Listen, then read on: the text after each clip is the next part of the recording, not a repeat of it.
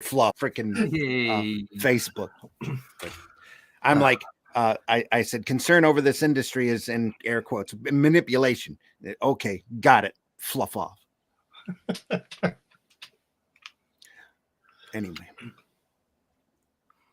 here we are. We're live. Oh yeah, and I said that on the air. Hey, everybody, how you doing? Being dogpiled at the moment, but it's okay. Come on in, folks. Nice to see you here. Hope you stay. Anyway, hope I didn't just chase everybody away. Oh, that's it. He's talking bullshit politics. Got to get away from me. No, we're talking comics, folks. Comics by night. Good morning. Good morning. Good afternoon. Good evening, wherever you are in the world. So happy that you're here.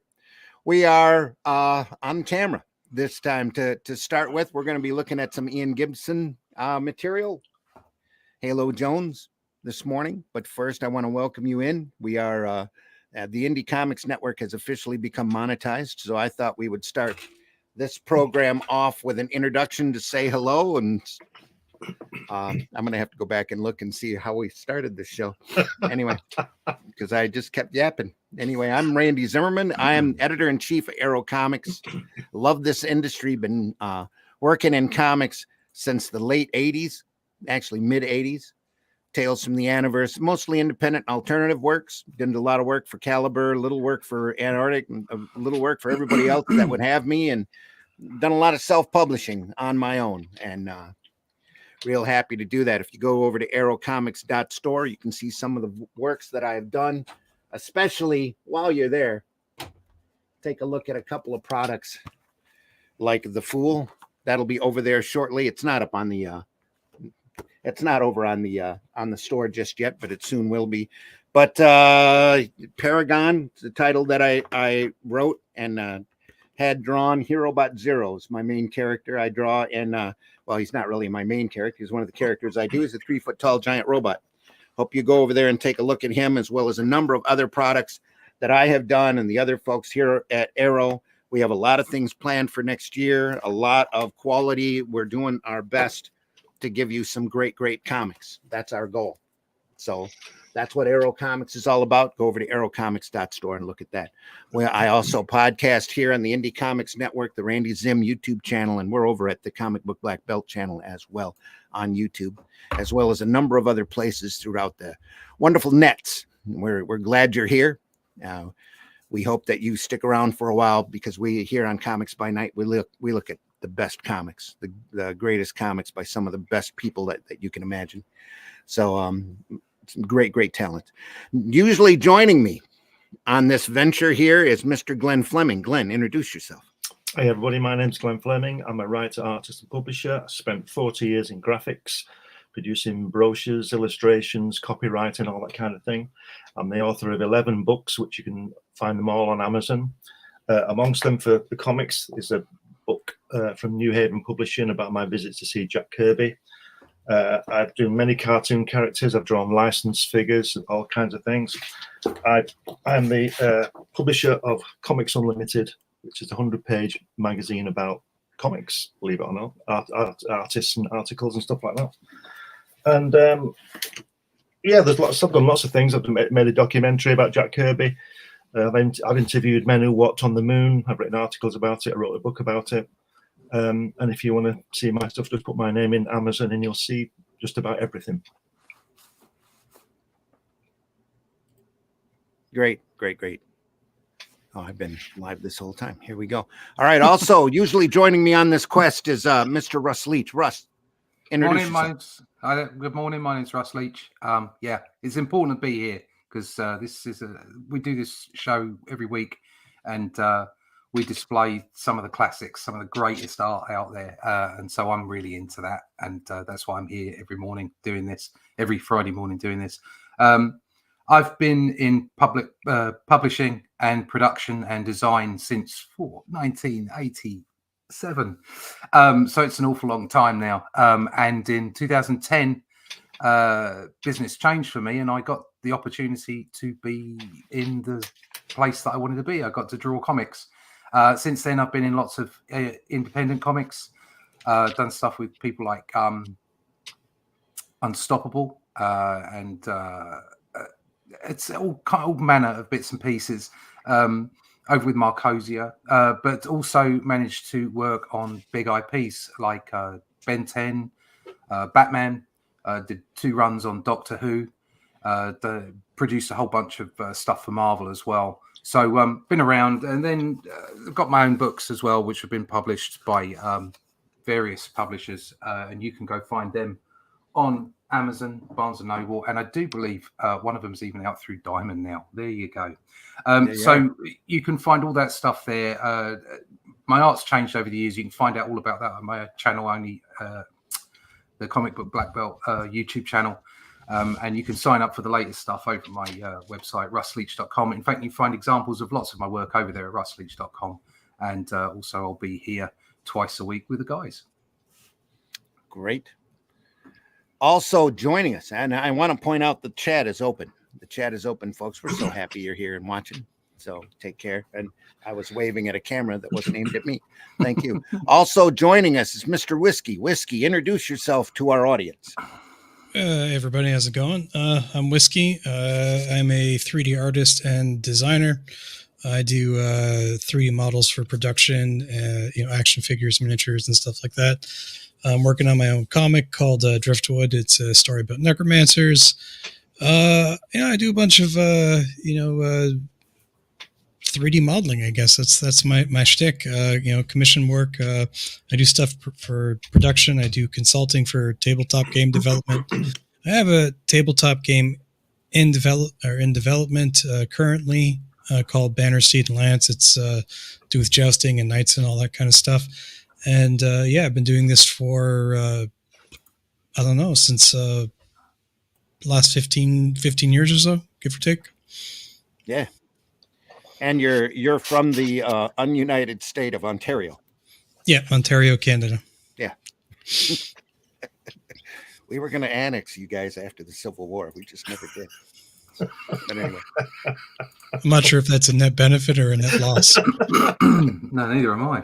You'll have to flip the coin on that one. We're not here to talk politics. We're here to talk comics and great comics.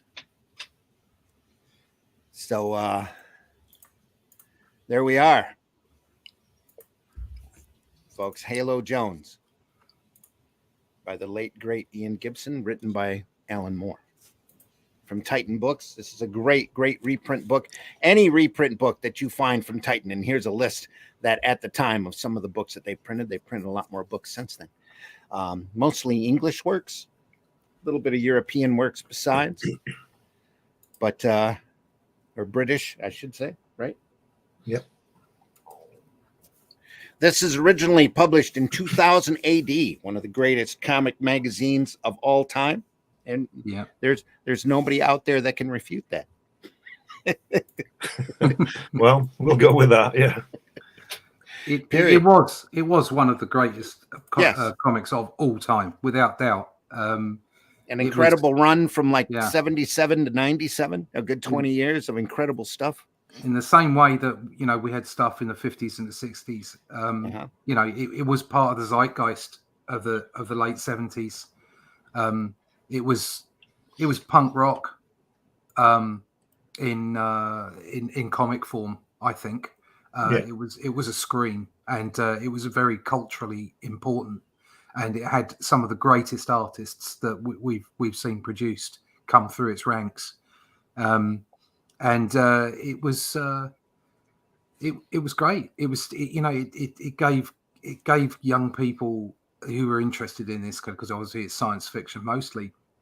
It gave them an out. It gave them, without having to bang your head up and down to a really bad piece of what someone might call music. I don't know.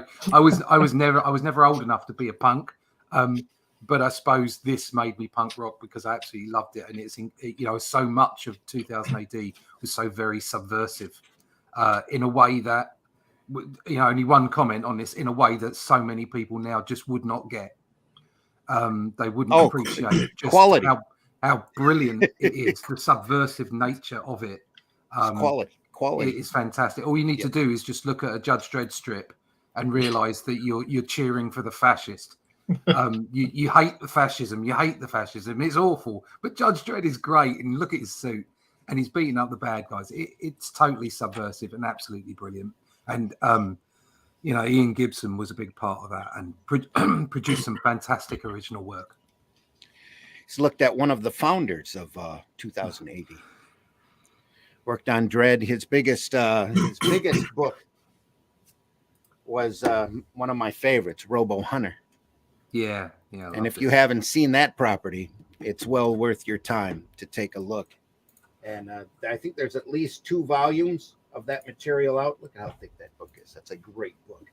And it's like $20-25. I'm not sure if Amazon still has that available or not, but it's one of those books that every bookstore should have on hand, just because it's such an unusual property, and it's so good.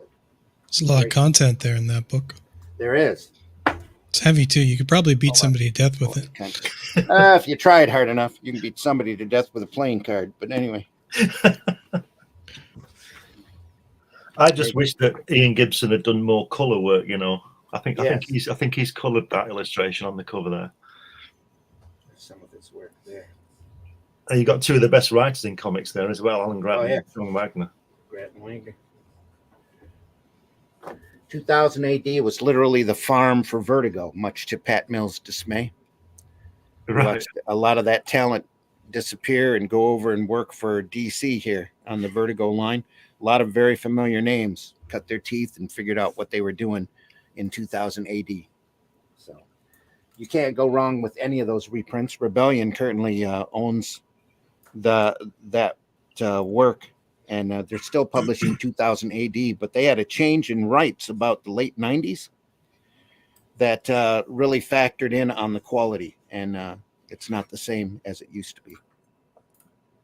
I'll tell you what's remarkable is that Halo Jones is, I think she's 40 years old since the strip came out next year. And it's just as fresh. It might as well have been done today. Yeah. And there's a lot of folks out there who don't even realize this property existed. So Judge Dredd kind of came in and overruled all of the great strips, all of the other great strips that were in 2000 AD, and all of them are well worth your time to look at. I like the way on that cover there. I like the way Ian's done the hoop where she lives like a halo around her head. Yep, fantastic. And that composition of that, and that, it's just amazing. Beautiful work. There's a lot there that works incredibly well. Yeah, and the way she's leaning on the logo as well, like it's on the pillar. There were 2 Halo Jones volumes. We're looking at the first one. That's fantastic, isn't it? Again, Titan reprinted both of those in 1990. Well, there's Toby the dog. Yep. The kind of a robot dog. Or is it he's a robot dog. Yeah, he's a murderer, isn't he? Look at that. That's the second book, isn't it, when she works as a waitress, isn't it? Yeah.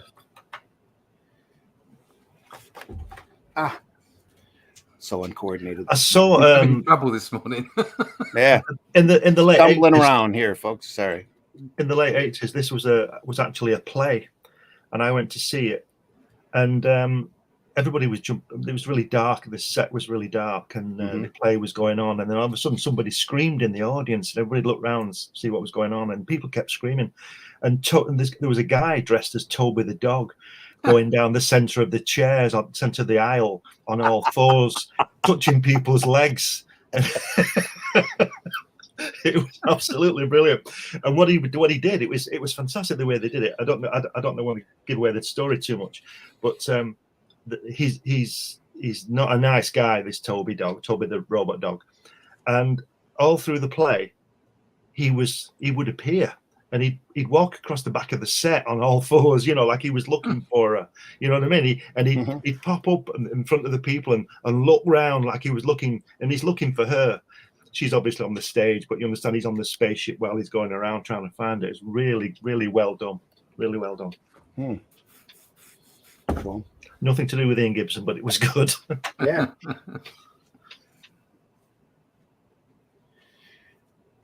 There we go, folks. Halo Jones. Look at that. One. Do you know what I like the best about Ian Gibson's work? Is it's so loose, isn't it? So alive. Yep. Really loose. It's beautiful. And as we go along, we can see evolution in his inking style as well. He starts out pretty loose, and then he gets a whole lot more tighter as he goes along. The second book is a lot tighter than the first, but it's still in the same great style. Yeah, I mean that's almost Mike Mahone there. Yeah, very much so. That. Yeah. Wow. The hoop. It's a lot of detail. It is. See, another good thing about 2000 AD was the page size. It was almost square, wasn't it? Yeah. And those double spreads they used to do with thread and all that kind of thing, and this obviously gave them great scope, gave the artist great scope, and they really used it. And about the easiest way in the format to describe here to anybody in the States is that it looked like a National Enquirer. It was newsprint. Yeah. All the way through, newsprint cover, newsprint interior. The majority of it was in black and white. The cover and the middle pages were in color. And it was 9p every week. 9p. It's about 5 cents. No, actually, it's a bit more. It's about 20 cents. Yeah, every Wednesday. $2 to the pound. Yeah.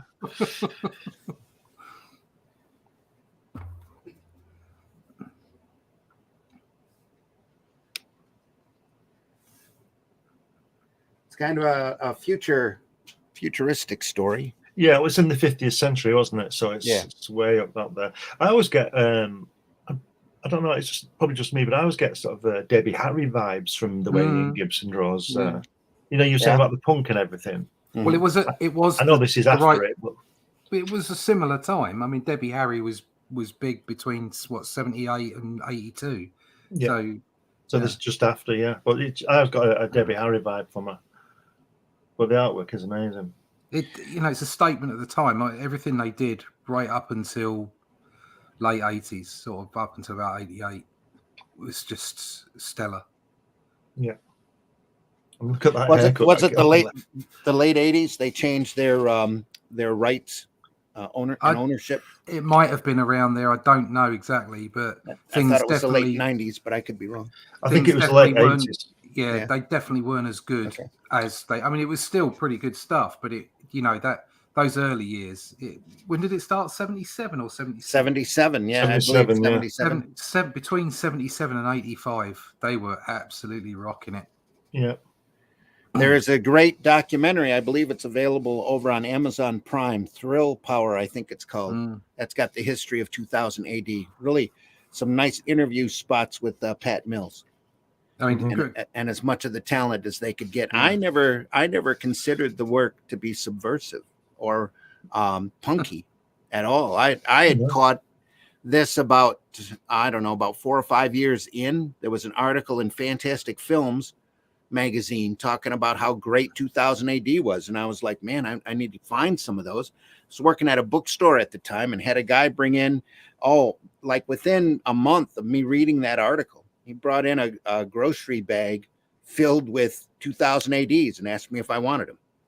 Wow. So I'm like, do you even know what this? He was like, do you even know what this is? And I pulled one out and I said, heck yeah, I know what this is. I love that.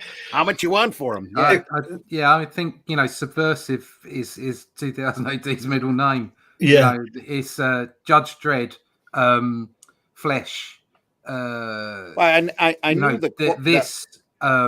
I knew the quality and the statements it was making, but I never considered it to be, the equivalent of like punk rock. I just figured it was great comics. I was always surprised they got away with it for so long. Yeah. I think Mills was too. Yeah.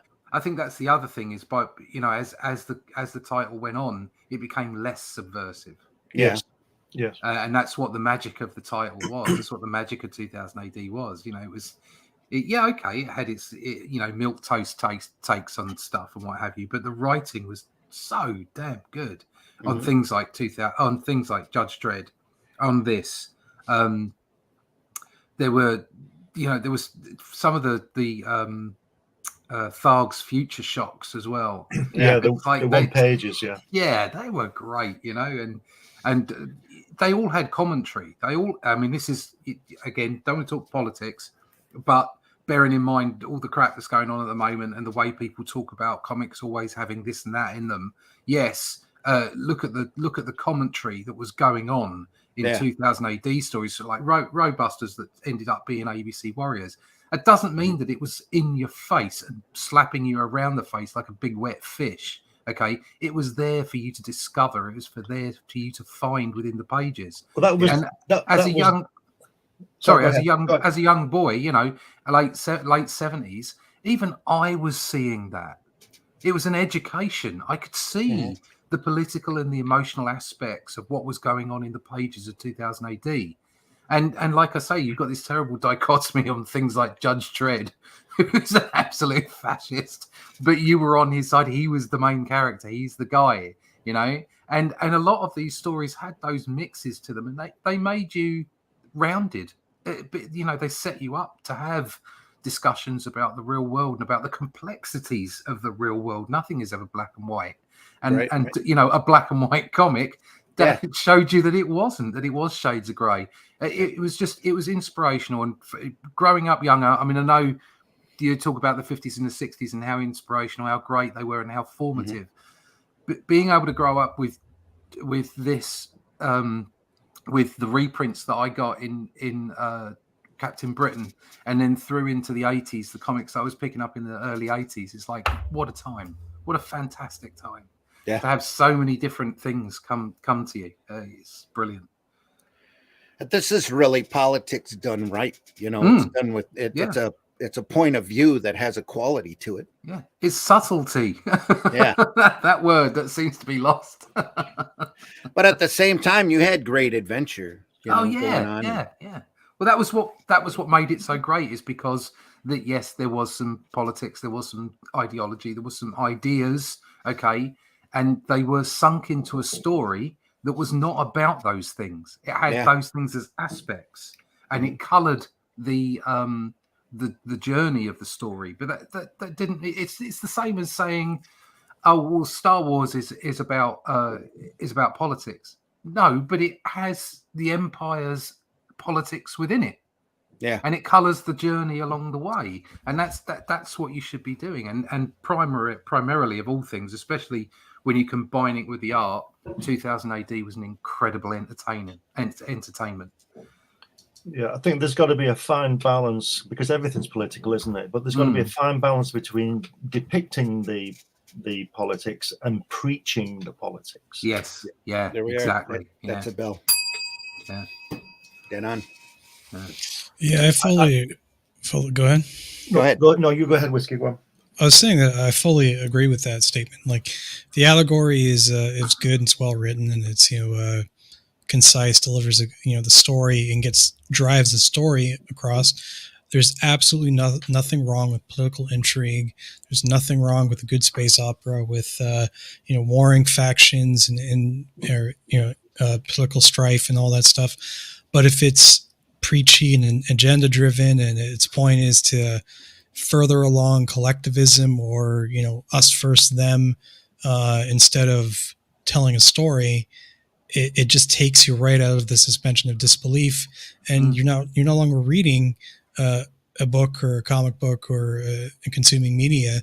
You're being taught you're being told a moral lesson about the true meaning of Christmas. It becomes a propaganda, doesn't it? It becomes a pamphlet. That's what you don't want. You don't want somebody else's doctrine in there. You just need to make up your own mind about things. Yeah, definitely. But that's one of the things about Alan Moore and Pat Mills, is they clearly, in having read interviews and seen them and things like that, they clearly have really definite views on their politics. And they don't shy away from it, but like I said, they don't preach it either, and that shows how professional they are. They have conviction views, without a doubt. But they do put some of that into their work, but they put it in a way where it's instructive rather than or it's informative rather than instructive. It's about communication. We've said this time and time again. All these things, sequential art, these stories, they're about communication. You communicate your ideas, but that doesn't mean that you say to the reader, if you don't like this, you're obviously a bad person. Yeah. You see, I'm thinking the same about, especially, I don't know Pat Mills, I've never met him, but from what I can see, and forgive me, Pat, if you listen and I'm wrong, he reminds me of Roger Waters of Pink Floyd, in the way that he has a very definite political view, yet he can still write a tune that I want to listen to. Yeah, exactly. Separate art and artist. Yeah, because we've all got an Every opinion time. on things. Mm. We all agree and disagree on certain things, but let's all just, like you said, Russ, let's just have a good time and make some nice comics and have fun with it. And if you're as good a writer as these people, and you can get some kind of underlying storyline going in there, imaginary or not, I don't know, but let's just make some good comics. Yeah. I mean, you know, I every week I go train with a bunch of people, some different, some the same every week, and a lot of the people that I train with in dojo that we train every week have very similar views to me. That's probably why they're in the dojo, to be honest. But there are several that have completely different views, and we do argue the toss occasionally. Yeah. And you know what? We love each other. It doesn't matter. We're part of the same dojo. We're part of the same karate family. And if we got different opinions, we've got different opinions. It's just the way people are. You know, we're still unified as a group, and it's about your personal connections, not about your political ones. It's definitely the case that, you know, that's what 2000 AD did so well. It showed so many different viewpoints and aspects, and it made you think, but at the same time, it was hugely entertaining. I mean, seeing Judge Dredd putting his foot on a perp's head and telling them they're going to get 10 years in the ISO cube for dropping some litter, it's hysterical. And the amount of talent that passed through, I know we were scheduled to, and HR is in the house, says hello, and he says that he heard that he died. Yeah, that's why we're looking through Halo Jones now. Yeah. HR, we were looking through Two-Fisted Tales, but we decided to shift gears just this once and take a look at the work of a great man who has just recently passed. So that's why we're pulling up Halo Jones, and we're looking at that today. We're glad you're here. Look at that. Look at that. Wonderful depth. Yeah. With Mills, I consider Mills up there with MC Gaines and even Stan Lee to an extent, as far as being a talent magnet and having an eye to pull out the best of the best and have them work with you, you know. MC literally did that twice, or Bill Gaines, I should say, literally did that twice. I'd put Pat Mills above Stan Lee because he writes as well. So. He was a writer. He was writing and not plotting. Absolutely. And he created the romance comics of the early 70s, and he was only in his early 20s himself. Yeah. You know, Judy and all those. Russ, you've seen all those, and that. That one with Judy. What's they called? I didn't buy them, but they were there, and he was only in his early 20s himself, and he really did take you by the scruff of the neck, and then he came up with 2000 AD, as we know, and then he's done all the other stuff he's done. He really is good. The impression I got from the documentary is he said that there needed to be a boys comic out there, and that they gave him pretty close to a free hand to do it, and it just took off like wildfire. So, do you remember the 2000s first coming out? Do I? Yeah, I do. Yeah, I did see it. It was around the same time as Star Wars was wowing everybody. Yep. I have to admit, I didn't buy it at the time. Yeah. I wasn't getting comics at the time. I was starting to find out what aeroplanes were for, and I was doing all that. So, but I did get them later. I mean, in fact, I think I've still got. I'm not sure I've got the first ones. I've got some 2008 up in the box in the archive, but I don't know exactly what's in there. I'll have to have a look. I bought the second issue at the time because I didn't see the first issue, because you know what news agents were like back then. They were very patchy as to delivery of comics and what have you. I do believe I got back to buy the first one at one point, but it's shady. It was a long time ago, and my collection was thrown in a skip. I did have quite a few of the early 2000 ADs. I was buying them quite regularly, around the same time as Captain Britain, which was 77 as well. Yeah. So, yeah. Yeah, I had quite a few. I remember a lot of these strips. The run I started with, they had just merged with Tornado. Right. Tornado. Well, that's quite late on because Yeah, it it had a bunch. Go ahead. Sorry. The first merger they had was Star-Lord. Okay, I'm sorry. It was with Star-Lord then, because I got a whole run. Right. I still have that run of Star-Lords that I bought from that guy. I kept those. That's great. Star-Lord was great. It was a really good comic. They were amazing. I did get all of those. Again, I can't believe I've lost all those comics. I'm never going to financially recover. Yeah, but tell me about it. I did have all of those, and then they merged, which I was quite upset with because I had bought some early 2000 ADs, but then stopped and got into Star-Lord. Bought that from the first issue straight on. Okay, yeah. Bought them all, and then they merged with 2000 AD, which I was a bit sort of annoyed about. Even though I picked up 2000 AD every now and then, I was committed to Star-Lord. Mm-hmm. But then once Star-Lord went in, I got the run from there on from 2000 AD, probably for quite a while actually. Yeah, and they had fabulous characters in Star-Lord. Strontium Dog. Strontium Dog is just fantastic. We'll end up looking at that here eventually. Yeah. But, we must go through. Yeah. Esquera's work's just phenomenal too. If you look at the left-hand page at the bottom, where the dog's there and everything, that's the other side there. Yeah. Look, I'm sorry. Before the earthquake. Before the earthquake.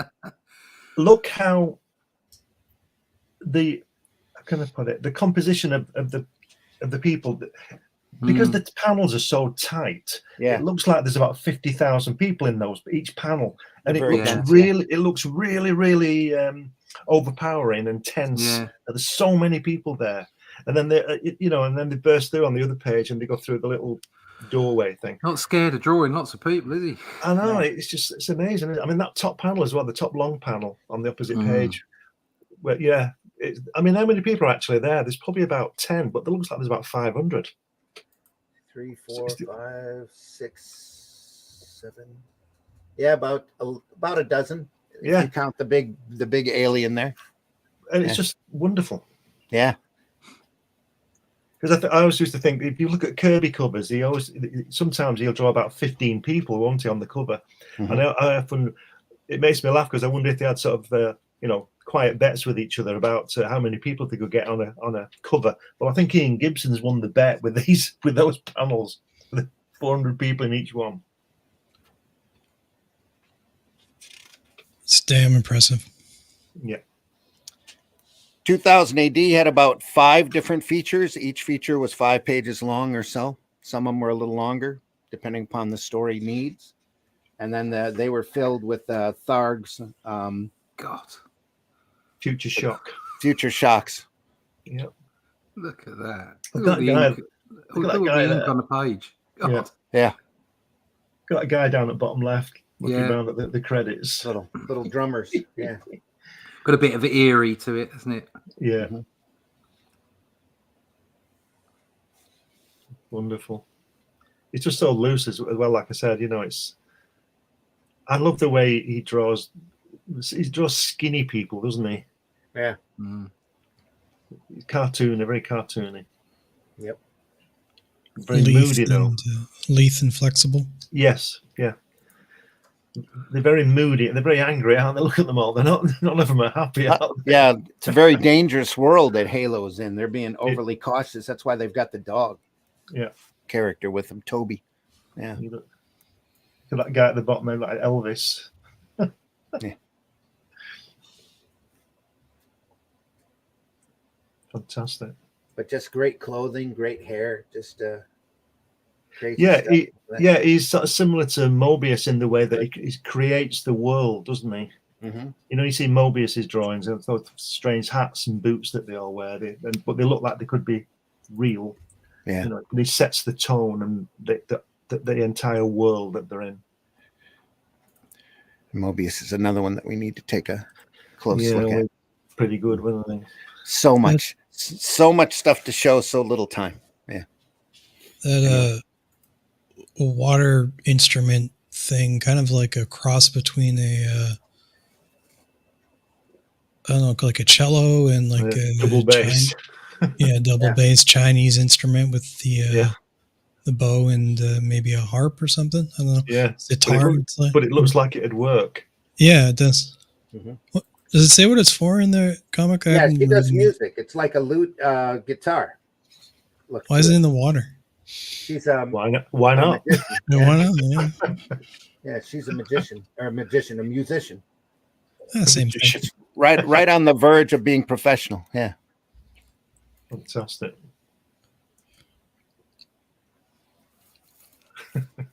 That was blue hot. Thanks. We got that. The dialogue I'm on this what am I, Ruby? the dialogue on this takes a little bit of getting used to. So I went through and reread it last night. It's been a while since I had looked at it, and sitting there and enjoyed it for a few hours. Just the dialogue's a little hard to get into, but once you're there, you know, you get into that rift. It's easy to follow. I saw Halo as Billy Piper, but that's a young Billy Piper, but that's me.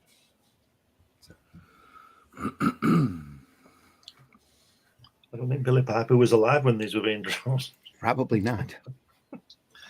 Why doesn't TV game companies make 2000 AD properties with such a build in audience already screaming for it? Who isn't wannabe Judge Dredd? Yeah. In all fairness, they did.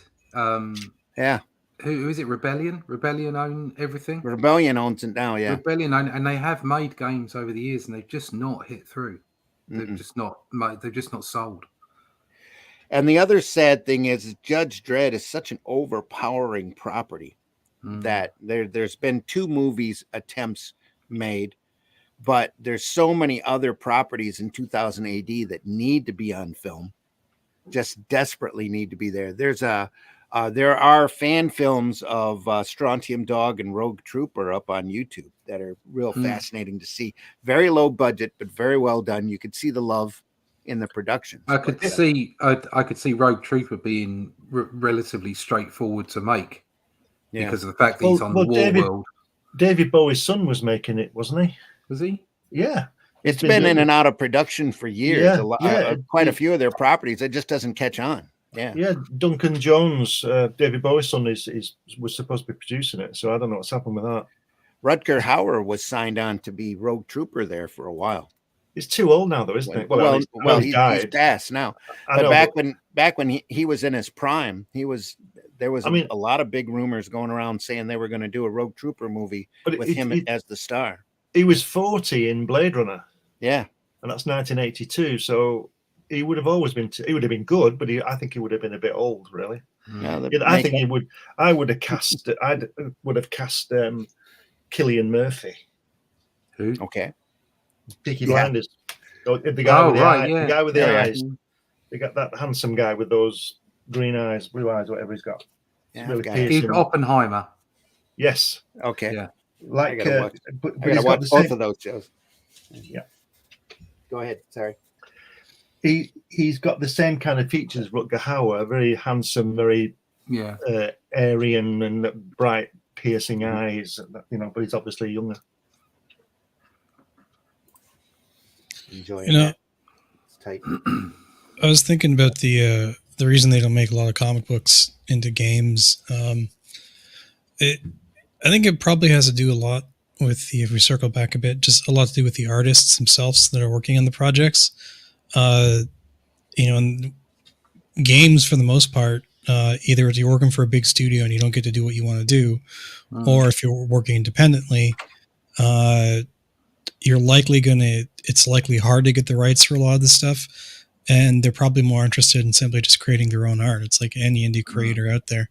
They have the vehicle and the drive for it, and they've been sitting on their own projects for, half their life, right? I think also the crossover is not as big as people think it is.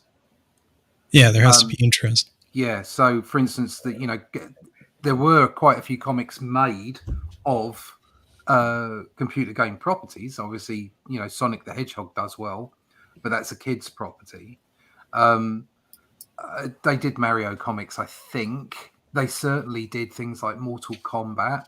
I know that Gears of War did a comic as well. but I don't believe those comics sold particularly well. I mean, it's probably because whoever was, I mean, I can't say this for sure, so my apologies to the writer if it is a good well-written product, but I would imagine there is a tendency for the writing not to necessarily be as good, because once again, it's just, you're being sold on one thing. So you're being sold on the fact that it's characters from a video game, so people will want to buy the comic, as I say, apologies to those writers if the writing was indeed well thought out and good.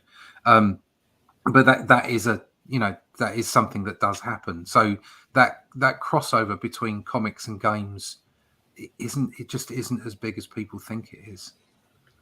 Yeah, and comics themselves are more kind of a cerebral, slowed down kind of look at it medium. You spend time with it.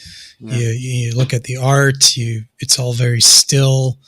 I think you're more likely to cross over with board games or card games. Yeah, I think or Dungeons and Dragons or something like that with a comic. Yeah. I think they should leave it alone, because it's clear that they can't make the film like the book. So what's the point? Yeah. It does be that way nowadays, doesn't it? They can't. Those marvelous. They can't even get close to the classic comics. So yeah, just stop. Yeah. You see, the thing where we fall down is we do it every time, and I've nailed it now. Where we fall down, and that's the fact that we like art and writing and good stories, whereas the people who make the films like money. That's all it comes down to. It doesn't even seem to be that way anymore either. They just but signaling and they certainly don't have the same love of the craft, and that's that's why I'd argue why in a more general aspect why the comic book industry is in the trouble it's in, is because shadow work there's a lot of people in it that are on their way through to other genres. They see comics as slumming. It's seen as slumming, and it's seen as just a stepping stone. And that's not to say everyone's like that. I'm not saying that. I'm saying there is a large percentage of people just making their way through. And you could say, well, all corporates are the same. Marvel's no different now as it was before. Yeah, it was before, because in the 1970s, even though it made the odd lunchbox, Marvel was about comics. And so its business was comics. And so it got the very best people it could for the comics. And the people that did the comics loved the comics. And that all came through onto the page, and it all came through into the market. Many things have changed since then. But the point I'm trying to make is that if you've got a whole bunch of people passing through an industry that effectively lives on the love of the format, then you're going to lose something. It's pretty much. To me, it's a simple equation. Aria Blackness, glad you're here. Says Hi, such Aria. Beautiful artwork. Gibson was a total master. Yes, he was. Yeah, absolutely. Jar says Blade Runner, Judge Dredd. Yeah, yep. You were saying before, Randy, about those lovely brushwork on those blacks there. Look at that panel. Yeah, look at that. And look at those brushwork in her hair there as well. That's all that. Yeah. Or whatever. It's just. Great. And the solid blacks as well. The spotting. Yeah. Just beautiful. Negative space being used so beautifully and so simplistically. You don't need the background. It just economy of line gets it done. That it reminds me of that Antonio St. Oxbury, or whatever his name is, designer, yada yada. We've talked about it before. Nice shot. Yeah.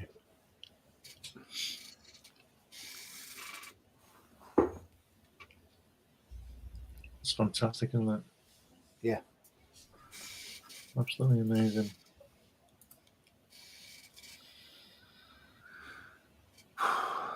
Moving on. If we're not gonna talk, we'll just move on. Here we are. Yeah, we're stuck in the pages. 5 page increments, 10 chapters. This book's 50 pages of art. Look at that top panel on the right there, second page. With the dog, with Toby. Yeah. Toby the dog. It's just great. See, that to me is a great example of how to do talking heads, so to speak. I'll keep the camera keep moving. the camera moving, keep the angles Yep. nice, keep, Oh, yeah. keep Definitely, the yeah. lighting good. Everything works in Yeah. that, and they're just all they're doing is just standing around talking or sitting around talking, whatever they're doing. But it's just, it really is a masterclass, that double spread for that kind of thing. Yeah. And then the zoom in on Toby, who's not well, Way in front of the camera. Yeah. not what we think he is. But look at him. It's crazy, isn't he? Sometimes his work reminds me of Simonson. Yes, I know what you mean. That's that line, isn't it? I know Some what of the you mean. inking, yeah. Yeah. It's that flow Yeah. to his lines. Yeah. They're very organic. Yeah. He's also one of those artists that had a Excuse me. very unique, very individual style, though. Yeah, Anything that he did yeah. was instantly recognizable Very as his. distinctive. Yeah. Yeah, that's the lines behind Toby's head are very Simonson, aren't they? That flowing line, like you say. Yeah. Yeah. Yeah, it's really good. I would say probably a good brush work. I think Little that's bit a of pen brush, work. yeah. Yeah. Again, I'd love to see the pencils on this. Great shot here. Like that. But of course, as we've said before, and I will say all, as far as I know, all the British artists did pencil and inks. Yeah. They all, ink their own work and everything, get a complete job, like Steve Ditko does, And I think it works well, because I'd love to try and ink this stuff, but it'd be daunting, wouldn't it? And with the way the 2000 AD was set up, you had time to breathe if you needed it. Yeah, they didn't schedule a story to be printed until it was done and in-house. Right. So, just to make sure they hit the newsstands every Wednesday. No deadline. I'm sure there were deadlines, but no hardcore deadline doom. That's why you've got all these different great artists on Judge Dredd. They sent out a bunch of scripts, and then what came in was what got scheduled. Yeah, I imagine Brian Bolland was taking a bit longer than most people. I would think so. But worth the wait. Yeah. Look at that. Again, he's done 15,000 people in that drawing on the right in the subway thing. Look at that. And they're all, the great thing about it, there's no, if you look at all the faces, they're all different. There's no sort of generic person repeating all the time. They're all different characters, like people are in a crowd. But they all look a lot happier. The interesting, almost Kirby crackle back here. Yeah. The black spots just to, add to the space. I think they're meant to be people, though, aren't they? More people, yeah. Yeah. It's just fantastic stuff. Like it's claustrophobic, but there's just enough space there to rest your eyes where you need to. And yeah, I think what he's showing is that it's that freeway situation is a massive area, but it's just clogged full with people, isn't it? Yeah. Jammed full. They're on a food run. Yeah. Trying to get supplies. Yeah. That crowd scene there is what it's like in Bombay most days. Yeah. Or Mumbai, whatever they call it this week. Mumbai. That's what it's like. Everywhere you go, there's millions of people. Yep. Oof, look at that. Line work here. Yeah. Fantastic. It's fantastic, isn't it? Wow. Incredible. Yeah, very Walt Simonson haircut she's got there. Yeah. So this is when I say Walt Simonson haircut, I don't mean he has his hair like that. I mean the way he draws it. So this is all lovely for me. I've not actually read this. Right. I read all the Robo Hunter stuff, and I didn't actually get into the Halo Jones. I think the Halo Jones stuff was later on. I think it was, yeah. Yeah, so I'd maybe started reading Spider-Man by then or something like that. This is 84 into 85. Yeah, Okay. that would have been when I'd started to loosen off on 2000 AD. Right. But he did Robo Hunter earlier than that, way earlier than that, didn't he? I think he did, yeah. Oh yeah, yep. Do you think they named the title and character after they did the drawings, or did all the circles and halos and rings and circular objects, are they inspired by the name? I would say they are. Yeah, this is Moore all would have done a well full script on this, so Yeah, I don't imagine Gibson had any input at all into the story. I don't think he would discuss it like he did Watchmen with Dave Gibbons. I don't know, might be wrong, but I think he would be producing full scripts for this, and Ian Gibson got the gig and did such a wonderful job in it. Or maybe Alan wanted him to do it. I don't know. I would imagine that's how that ran. Yeah. That Moore was in complete control. Yeah. Robo Hunter is copywritten 78, 79, 80, 82, 83. there you go, 78, 79. So it was early on in the run. Yeah, that was second year that 2000 AD was out. Yeah, Robo Hunter premiered. So I remember that that was back in we were still everything was still newsprint. Yeah. You had a color cover and a color spread in the middle, like we were saying earlier. Those were the good days. Yeah. Oh yeah. Yeah. Oh yeah. What fantastic books. And the Star Lords were the same way, only they had a little bit finer newsprint quality on the cover. They had glossier paper as well. It wasn't Slightly, quite as did it? Yeah. It was glossier paper. We can look at those later too. Yeah, so, it was that was good stuff. It was slightly different approach. It was a slightly more prestige approach. It just didn't catch on. This Planet of the not Planet of the Vampires? What was it called? There was the one through the Bermuda Triangle. Yeah, well, no, there was a futuristic, or no, they were all futuristic, but there was one where they ended up on a planet, and the planet kept eating them, and they kept losing people. Yeah, that was that. Yeah, they flew. The first episode was them going through they the flew through Bermuda Triangle in a plane. Yeah. Okay. And then they turned up, and there was that girl looking at that little puffy creature, and it ended up biting her hand off or something. I get that property easily confused with there was an Atlas Comics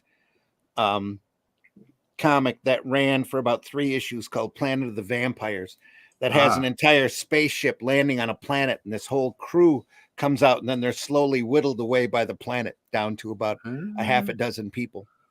That's just as violent and just as vicious, a lot of it. But nothing can match Strontium Dog. Just incredible stuff. Just great material. And again, Strontium Dog, that was that was prior to Claremont's portrayal of the X-Men. Yeah, of mutants. Yeah, of mutants. So it was doing its thing. It was because it was X-Men was out. X-Men was out at that point. I know. But Austin X-Men were running. What I'm saying is Claremont wasn't on the X-Men run in 77, was he? 78. Yeah, he was. Was actually. He? All right. Okay. Well, maybe. Yeah, it was Len Wayne wrote Giant Size 1, and then Claremont come in very shortly after that, 1 or 2 issues in. Yeah. So backwards and forwards, whatever. There was obviously some cross pollination there because the way that the mutants were depicted in Strontium Dog, they were put down. They were third class citizens. Yeah. And the way that he was, because he looked, for the most part, apart from his eyes, pretty much like people who weren't mutants, and he could move within that environment, and just the whole concept of it. It was really good, really, really good. I wonder if that wave down there is a homage to Hakusai. You'd think so. Hakusai, yeah. It sure does look like it, doesn't it? Yeah. HR says it's Robo Hunter is so good. Yep. Yes, it is. Very much so. Area says, wow, what a fantastic page. The page on the right. Yep.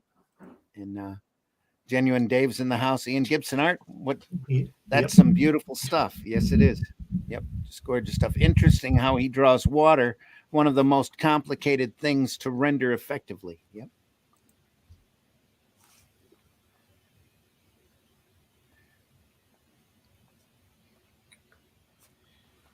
And again, a real lost in the art. Yep. It's all line work here again. There's no zip screens or no zip anything in like this, that no. needed. Nothing needed. You just would fill it all in. Even a little detail here in the floor. He's not afraid to keep his camera pulled back so you can see the entire figure, you know, standing on the panel line a lot. He does a lot of that work.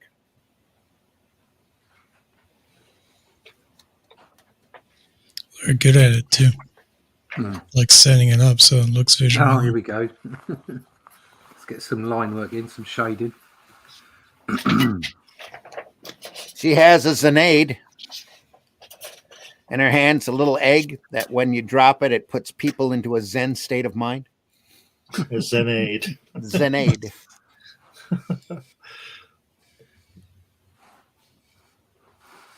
It's got a few other futuristic weapons, but they get a little mad in this story that the Zenades that they've got a half a dozen of them, and none of them are working because the person they bought them from was shady and sold them bum Zenades. Atlas Comics each lasted 3 issues or less. A lot of potential, but not enough money invested to last. Yeah, well, too big, too fast kind of thing. They felt that they had to blow out onto the scene and create, you know, dozens of characters and do that when they should have started a little smaller and stretched out. But, you know, hindsight's 2020. But it did have some really great, very violent material in Atlas Comics. Some really phenomenal stuff by folks just coming in. Interesting concept about the grenade being Zen. Russ, I'm not sure if you're familiar with the writings of Taco and Soho.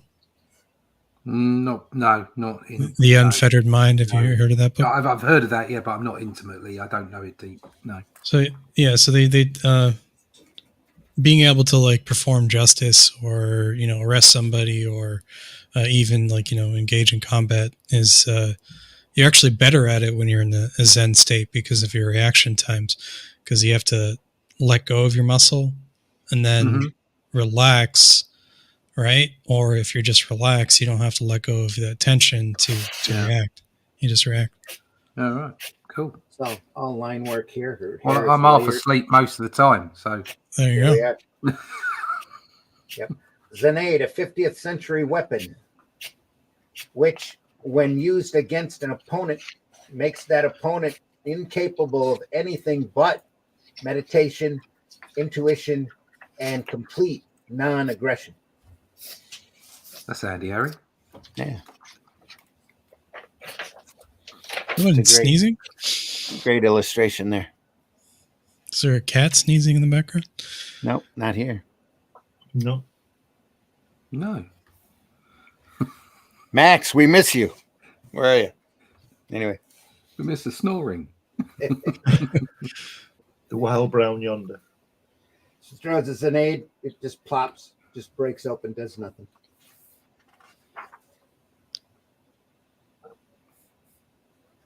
They're upset that none of them are working, but you drop one and it's active. Whap. And her best friend gets Zenaded. Am I okay? I feel wonderful. She feels wonderful. Says, I'm happy for her. Now, get her outside and aboard the hoop top Magnatrax before she changes her mind, whatever's left of it.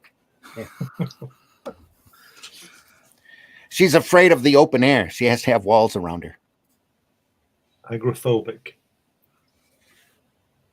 So the only way for them to get from point A to point B is to get up on top of the hoop and travel. So that's where they're going. Reminds me of the dude. There's a social media post not long ago about a guy that freaked out because he saw the stars from the first time. Yeah, I can imagine that would be pretty traumatic if you've never seen them before.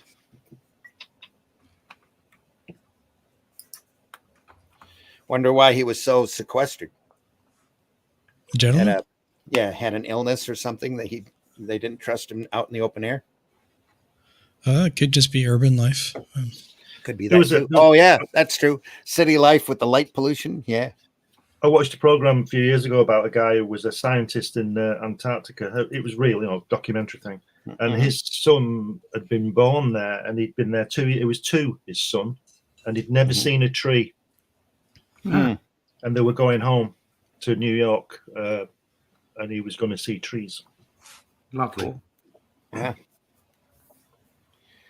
Yeah, the light pollution around here has gotten so bad that they designate dark sky parks that are Wow. free of light pollution, where you can go and sit and watch the sunset and the stars come out. Wow. Oh, We've got one of them up in the very upper part of the lower peninsula of Michigan that we love going to. They've got an observatory set up there and everything. It's amazing to see, and you don't get to see it around here because we're too close to the urban area. I grew up, Sorry, go on. Go ahead. I grew up on the farm, and I just remember on the summer nights sleeping in the field barefoot on like a trailer bed, just because it would be warm enough, and Mhm. just staring up at the stars for a couple hours at a time. And it's just there's nothing like it in the universe. Nope, I don't know. nothing at all. People are so disconnected now. That's the trouble. So true. We drove from Chicago to San Diego for San Diego Con one year, and drove across the New Mexican desert. And there's nothing there, even at the sky park that we're at. It doesn't compare to the night sky in the desert. Just everything's popping out, and it's just incredible to see. Very breathtaking.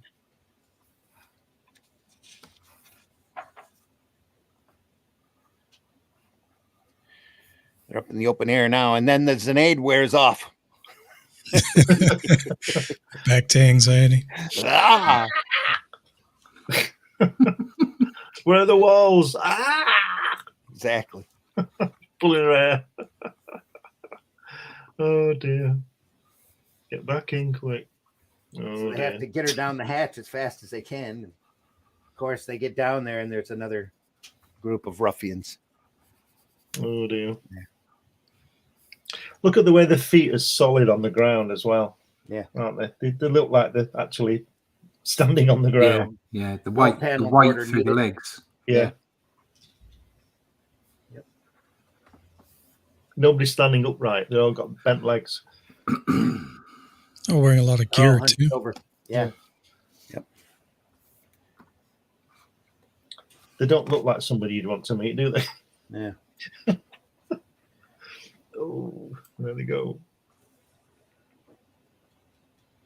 When I was gigging and playing music and stuff, I'm pretty sure I've met a bunch of people that look like this. You probably did, yeah. So they've got another weapon here, sput stick, kind of like a pepper spray, but it ends up backfiring on them, and they end up spraying themselves. And the Nice. gang here that was going to attack them says, "Well, you're all gangly looking and smelly now. We don't want to do anything with you." And they all leave. Yeah, marvelous panels, horizontal panels. Yeah, 8 of those. That's impressive. yeah.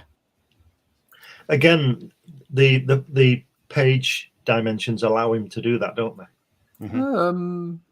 Yeah, I suppose. I mean, I'd say personally, I'd say it's more difficult to do that than it is to do it on a more a thinner page. A taller I'm not saying it's easier to do. I'm saying it allows him it allows him to have the that width. effect. Yeah, I see what you're saying. Yeah. Full.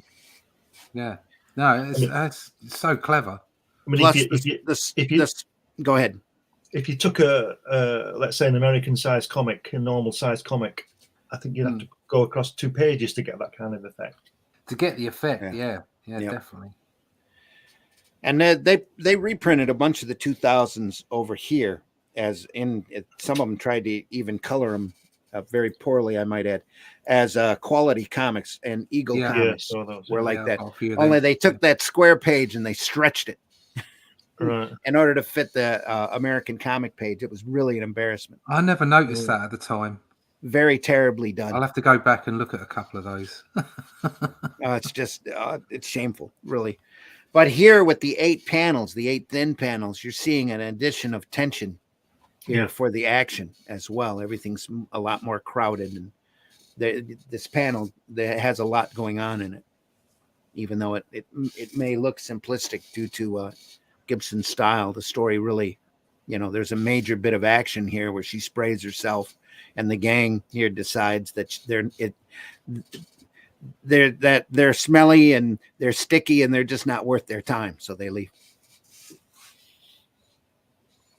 Oh, that's a good way to stop a fight, isn't it? Yeah. She sprays it into the wind, is what it is. So It's almost like, go ahead. just like pissing in the wind. Anyway. Sorry, Whiskey. Go ahead. Sorry, it's kind of like almost like shooting the hostage. Yeah. Buy this book or we'll shoot this dog. Or putting the gun against your own head and shooting yourself. Blazing Saddles all over again. I'll do it. Don't make me do it. Oh Bang.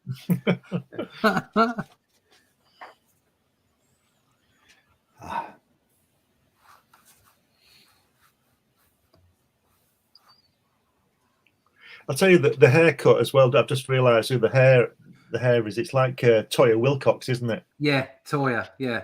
It's a mystery. Yeah. No idea who that is. Small-time pop star from the early it's a 80s. mystery. It's a mystery. Apparently, she's still doing the rounds.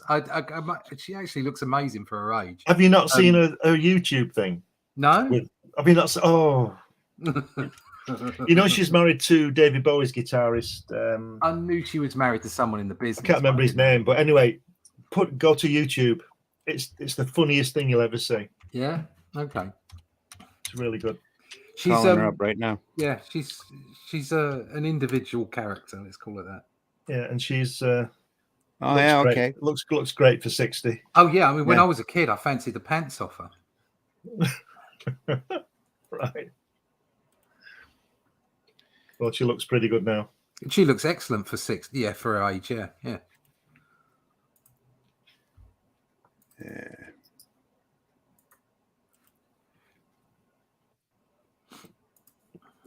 Her?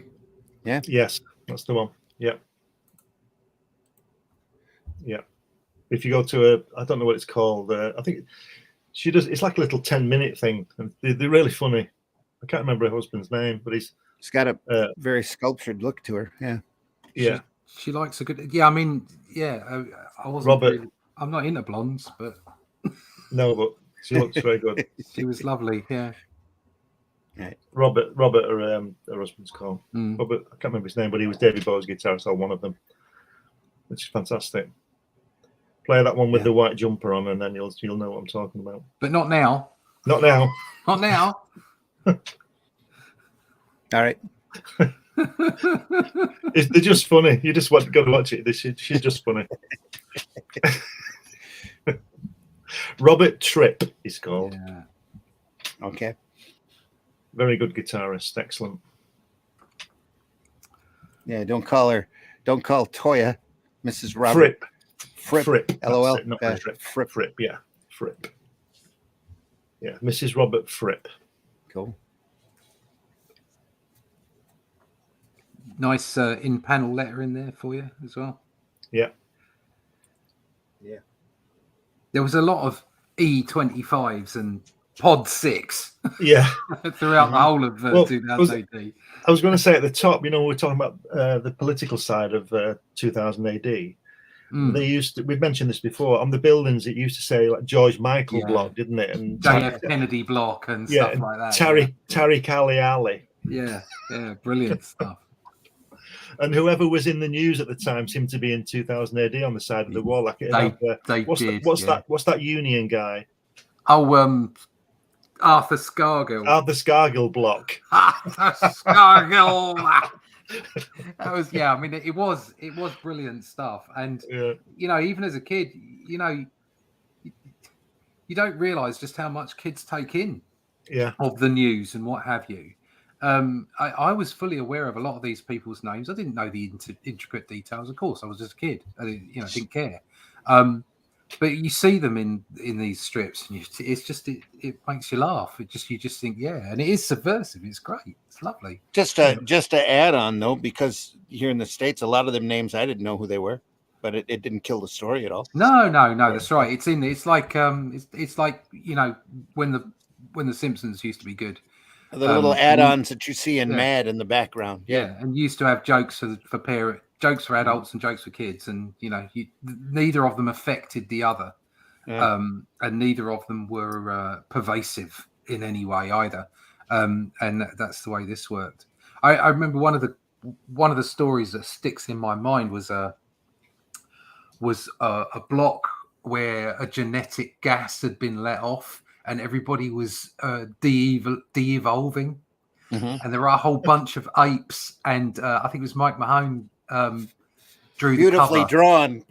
drawn apes. Drew the cover, and there was Judge Dredd with all these apes around him. I remember copying it as a kid, actually, literally just seeing it and copying it onto another piece of paper. It was absolutely marvelous. So that reminds me of and I don't mean to do this just to spread names, but I was at dinner one time with George Perez.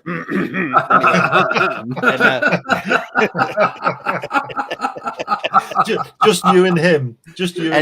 No, it was a group of us. It was at a show. There was a group of us there in a private evening supper. Yeah, he was in the hotel 4 miles down the road. No, we were all at a table, and we asked him if there was one character that he always wanted to draw and never did, and he said Judge Dredd. Yeah. Wow. Yeah. That he would have drawn. He never had an art commissioner for it or anything. I think he did get one after that, but he said that he always wanted to draw the character. But the Arrow connection, both Guy Davis and Vince Locke have done Judge Dredd stories at one point or another over the years. In fact, Vince got into trouble because he drew Dredd's helmet with a slight curve at the bottom. And they told him that's not how that works. That's not how that works. I got all that with Postman Pat. Oh dear God. Oh yeah. His nose was too long. You can't have Jess higher than his knee, and oh dear. Great to draw. When you got into it, it was great, but nightmare to start. Yeah. Look at that. Large expanse. They're heading home after their shopping excursion. And I thought this was interesting. Toby smells something and leaves. He says he's got a job to do and he takes off. And they don't know why. There's Max. Max, how are you? Good. How you doing? Nothing much. Introduce yourself to our watching audience. Okay, audience. I am Max DeVille, founder of Atrocity Press. You can find our stuff here at atrocitypress.com. It's got all our social media links, all our news, and our shop on it. So drop by, check it out. So how you doing this morning? I'm good. Just got done doing some writing. Cool. So we're got the next issue of Ninja Bimbos versus Zombies from Deep Space written. It's pretty good. Yeah, there you are. Ding. What more do you need? We are looking at the Ballad of Halo Jones. Oh, nice. By Alan Moore and Ian Gibson, who passed away last week. So he did. Yeah, that was a great loss. This week, I should say Monday. Yeah, great loss. So I also didn't get to draw Judge Dredd, but I did do one commission for a Judge Death. There you go. Mm-hmm. Oh yeah, there you are. Sweet. Look at I like the bones on his arm thing, like shoulder pad thing. Brilliant. It was a quick one. That's got a little different style to it, doesn't it? That's pretty hot. A bit different. That's great. Yeah. I love it. How cool. There we are. Back to it.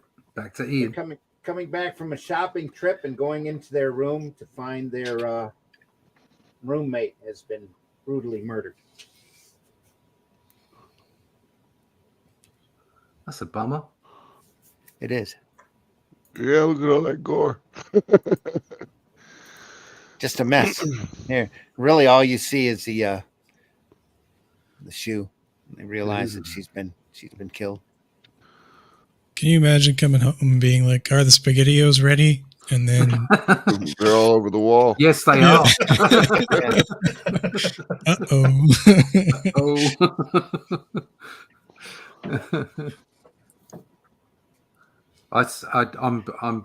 I'm guessing who did that. You're probably What? right.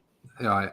I could tell you, but you Well, know, no, there's no spoilers here. I reckon the dog did it. the Oh dog no. did it.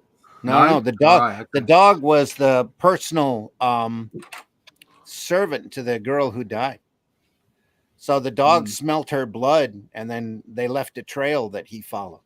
Ah, right, And okay. they explain it farther up in the book. There Right. were 4 of them. Ah. Lassie, what He- happened? Did Timmy fall in the well? He went and took them all out.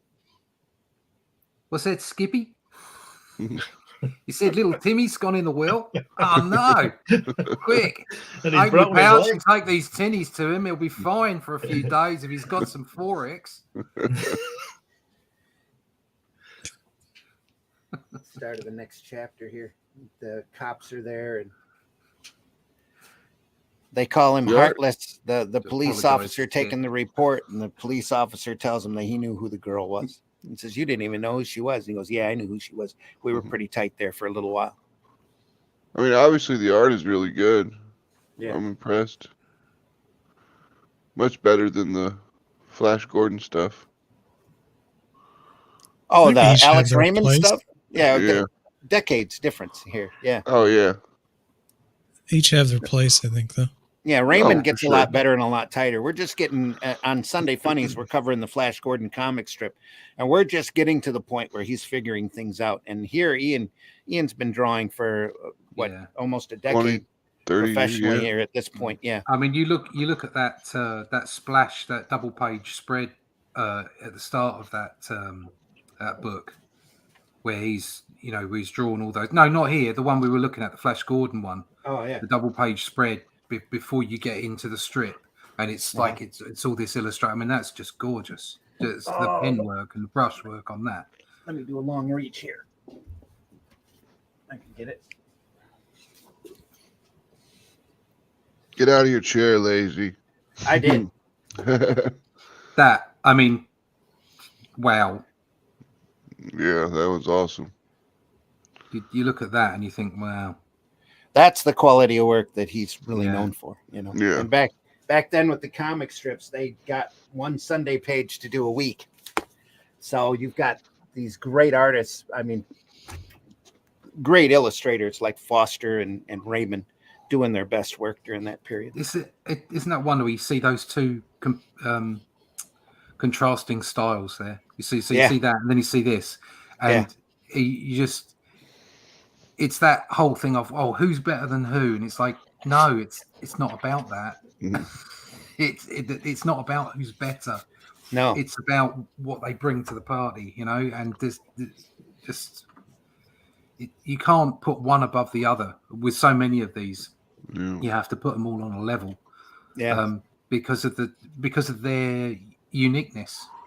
Yeah, one guy's whiskey and one guy's rum. It just takes your taste of liquor to decide which one you like better. Just don't mix them. As long as it's darker, you're fine. Yeah. Mike McMahon's Dread Star is my favorite. Thin style, too much muscle, isn't working for me. I mean, his mine obviously is Bolland. He's my favorite Dread. Yeah. But Mike's is just amazing. Just again, so very unique, and his work on ABC Warriors as well. I used to really enjoy. Incredible Love that stuff. Yep. Yeah. We'll have to look at that real soon. Oh yeah. So much great stuff, so little time. Oh, we've got every weekend till the end of time. I know. Well, We'll get until to we're it. dead, We'll get to it. You know, we'll get there. We'll get there. We'll get there. Yeah. And their other roommate has left and has come back a drummer, which ties into the characters in the front of the story. She's punked out, and now she's become one with the collective. Oh, She was that individual artist, lute player at the front. She's given in to society and decided to become one of them. So I like the Almost helmet with the almost like a zombie. the half circle for the visor on the other page. Okay. Yeah. Yep. Getting a lot of nice line work in here.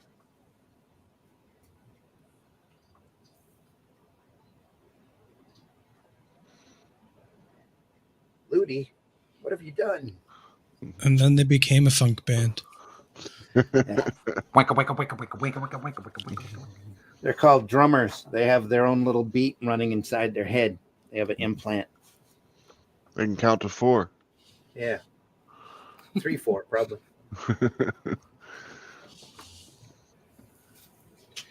So she says she gave up. She's tired of trying to find a way out. So she gave in to basically society and got the implant. Now she's a drummer, and Halo's upset at her because she was such a great artist, and now her individuality is gone. So she decides that with that happening and her other roommate being murdered, she's just going to get out. She's done. She's got to go. She's got to figure out a way to get out. Run, run, run, run. Run, boy, run for your life. Run, Forrest, run. Some more great line work here. Oh yeah, It's a The great bottom- logo as well. Yeah. Yeah, it is. Very fitting. I don't know who designed that, but it's a good job. the bottom panel on page 46 and panel number 1 on 47 are great. Yeah. That's really, I don't know if that's smear. It's a stipple effect, maybe a toothbrush. Yeah, it could be something. I mean, it's some sort of dry brushing or something. Yeah, very well done here as well. To show the I'd do similar to that with a sponge. Okay, Spungy. spongy. Gotta love spungies. Yeah. I don't know what the equivalent is in, I guess, a painter's brush, but we call it something a tank brush for Warhammer, for like painting miniatures and stuff. It's a large, heavy bristle brush. You can get like powdery Oh, I effects. could see. in that. Just Yeah. dab it. Yeah, interesting. It's a little bit more here as well, all the way through this. I'll take Kind of gives that alien look to it all. Yeah, dusk, twilight look too.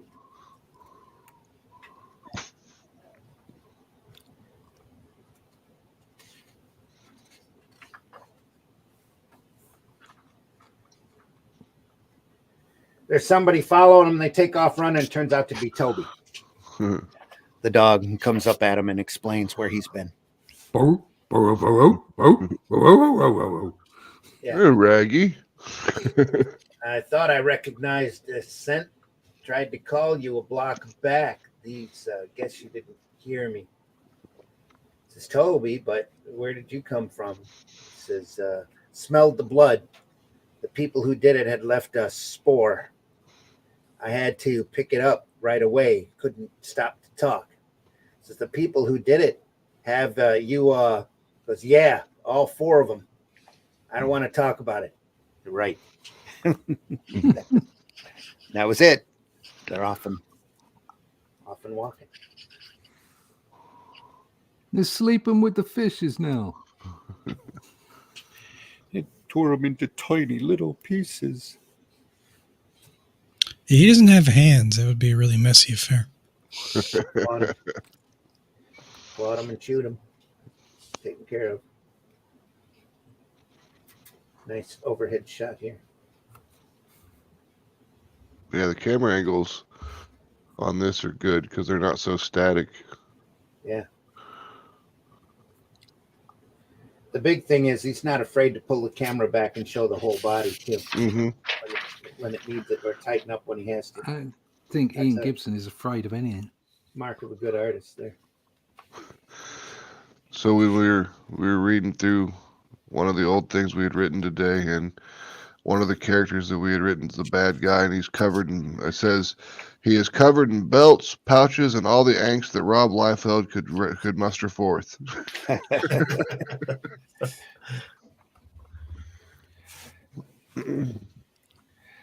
So at the start of the show, they were about to scrap a interstellar luxury liner. Mm. The I don't Clara remember the Pandy. name of it. The what? Clara Pandy. Clara Pandy. Is that a British reference? No idea. Just a phone name, as far as I know. And then a few episodes into the story, they decide not to. Some big millionaire persons decided not to scrap the ship, and then a few episodes later, they said it's refurbished and about ready to leave. Well, now they've come up to the Clara Pandy, and they're looking for work because they just want to get off planet. Yeah.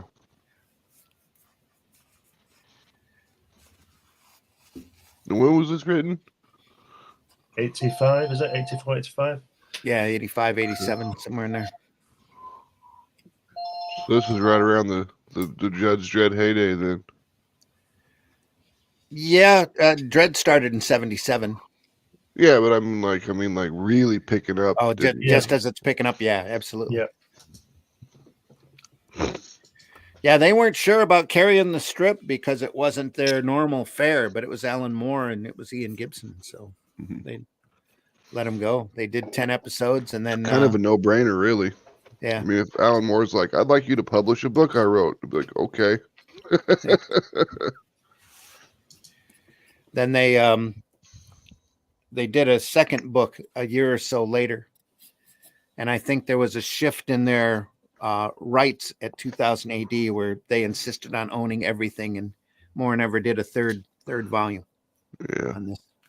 But he had it planned out, I think, for another episode or two at least. There was a definite beginning, middle, and end to the story. In the interview on that documentary I mentioned, I think it's called Thrill Power on Amazon Prime. They have a spot with Neil Gaiman on there, and he mentions that he asked Alan how the story ended because he thought it was real interesting, and Moore told him exactly what he was going to do with the story, and Neil said he cried because nobody's going to see it. Yeah. What it would have been one of the greatest comics of all time if he had completed the story. No, sorry. You can read Only Death Can Save Us instead. I'm sure he'd be happy. There you go. Yep. Shit, I really liked Alan Moore's Swamp Thing run, really. That was like some of the best work I think he's done. Mm-hmm. His Captain Britain's I liked a lot too. Or not Captain Britain, I'm sorry, Miracle Man. Mm. I liked his Miracle Man a lot. Mm-hmm. Everything that came after him, in my opinion, they were just trying to chase after what he had done. Yeah. Yeah. Swamp Thing too, really? So Swamp Thing was never the same. No. No. I mean, it's hard to express just how good that Swamp Thing run was. Mm-hmm. I think it's his best work as well. There you go. We're gonna have to look through that stuff too. I've got all those originally. Just yeah, I've got the whole set. It's I've got the trade paperback. I couldn't afford to buy the other ones. One thing about that series is that it was very instrumental in tearing apart the Comic Code Authority, especially where DC was concerned, because Moore was like 3/4 of the way through the story, and the code came back and told them that they couldn't do it. And they said, well, we've already printed 3/4 of this. What are you talking about? And they says, it doesn't fit to code standards. It was something that they had a problem with. Well, they were wishy-washy anyway. The code was, they made decisions on a whim. So DC basically told them to get stuffed. So they printed it without the code. Yeah, the Stamp. code is pretty much the Comics Code Authority was basically what the MPAA is. It's just very. They just there was no. It's kind of like YouTube and you break the terms of service nowadays. They tell you that you broke the terms of service, but not exactly what you did. Yeah. Yeah. Yep. Yeah. Well, with the code, it was a kind of a twofold. They were trying to appease the mad, angry moms that Yep. were stirred up by Wortham and the congressional hearings.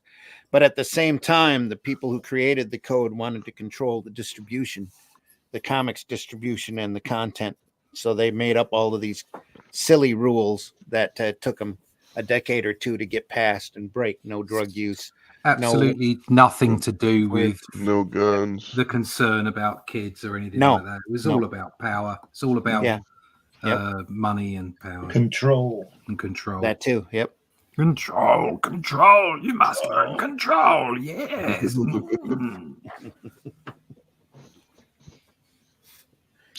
Tiny little kings. Pretty much. Yeah. One of the cool things about this art is it all looks lived in. Yeah. You know, I mean, it's I not agree. like super clean and everything. It's all, as I said, it just looks lived in. The world seems real Yeah. to the characters that it's portraying. Yeah. I have a real problem with modern sequential art that's too realistic. They just a lot of these guys, these folks like Ian and Robbins and even Heck and Lee Elias and all that, they had their own style and their own look, their own feel. Toth's the same way. Just a very unique feel and look to their stuff that really made them individuals. Toth is exceptional. Not only was he drawing sometimes in quite a cartoony way, but at the same time he still managed to create an impression of realism. Yeah. It fools the eye, and that's same genius. Here. Yeah. That's incredible genius. Not to put down any of the standard and the skills of some of the artists currently out there in the big comics, because their work is amazing. It's fabulous. It is. But it isn't as magical. No. Because it's a great illustration, and they may even have great sequential art skills, but the finish means that it's just so it's like I never understood why someone would want to airbrush something to the point where it looked like a photograph. Right? Yeah. I can understand the skill and I can appreciate the ability that goes into it and the work that goes into it, but from a consumer's perspective, just take the bloody photograph. Yeah. You know, I want to see. It's like I've said about comic book art and sequential art. It's impressionism. Okay, it's not photographic. It's not photoreal. It's impressionism. It's lilies on the water. Do you know what I mean? Yeah. You know, it's. Gerald says once Alex gets going a few years on Flash, the art on this book can't touch or Foster's Valiant. Yeah. Gets so much better. He was talking about the Flash Gordon strip. And he says, HR says, yep, exactly. HR says, yes, do Swamp Thing and ABC Warriors. They're on the list. We've got to do both. Yeah. I absolutely adore ABC Warriors. Yeah. I adore it. It's so good. What an amazing strip. Yeah. And I mean, because I'd been reading Roadbusters, which was a Star-Lord strip, which was where Rojaws and Hammerstein first turned up. And then ABC Warriors was a prequel to that, effectively. Roadbusters was Robots Meet International Rescue. Yeah, except it was funny. It was it had a lot of British humor in it. Roadjaw. And the Mecha Quake or whatever it was, the big thing. Me wanted to crush. It's like this tiny little head and a massive body. And that was just spectacular. And then that first, again, artists like Kevin O'Neill and Mike Mahone, I didn't necessarily get, but now I can appreciate them. I mean, especially Kevin O'Neill, appreciate just what he was about. And that first spread, that was a Kevin O'Neill spread, wasn't it? The first one where it was in color and they were introducing the ABC Warriors. Yeah. We're in this massive battle, whatever it was. I mean, that was it just blew me away. It was a color spread in the center, and it absolutely blew me away. Yeah. You know, as a representational artist, doing like sculpting for other people's things and doing what they want, and you're slogging through different kinds of mediums and styles. Rarely do I ever get the opportunity to develop my own kind of unique style. Like I'm mostly just copying what the requirements are for the gig, and I'm really envious of comic book and 2D artists that can take the time to do their, but like so unique in that perspective, right? They can do their own unique style and leave their own fingerprint on the page, which is, you know, that really is the thing and I think that's what a lot of people miss. That they don't get about it is it's leaving your mark. Yep. And that's why you want to communicate your ideas, you want to reach people, and you know, if you can do it in your own unique way, then you've left a mark. You know, you've left that telltale sign that you were here. I mean, Ian Gibson, for spectacular artist and an inspiration, and even though I would say that he's very low down on my list of inspirations for the way that I draw, I'm still affected by his art. I'm still affected by his ability to tell a story. And that's what you want. You want to affect people in a good way, you know, so that they go on and they do it, you know, in one way or another. It doesn't have to be comics, anything. This book ends with Halo and Brody getting a job on the Clara Pandy, but Halo's friend didn't get one just because she couldn't speak a second language, and she gets left behind as the ship takes off. That's the end of book 1.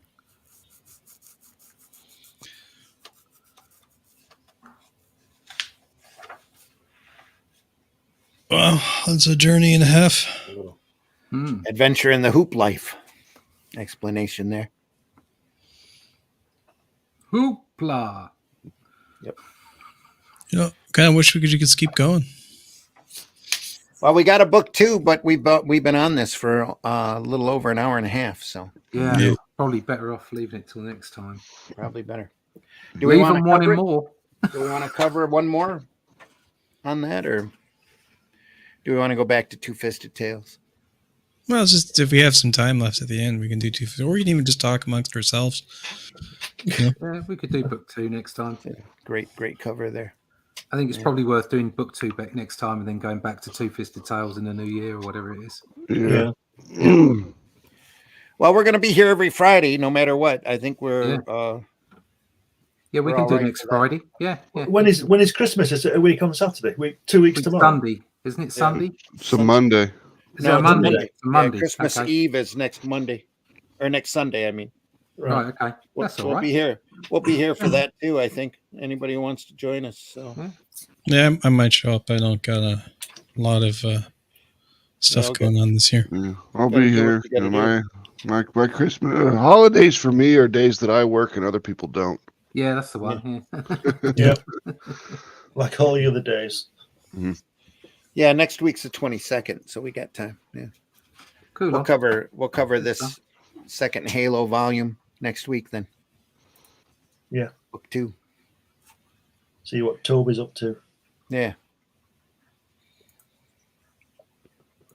So, folks, we'll cover Halo Jones book 2 next week. That'll be here, and then we'll get back to Two-Fisted Tales. On Sunday, we'll be covering Flash Gordon, the comic strip.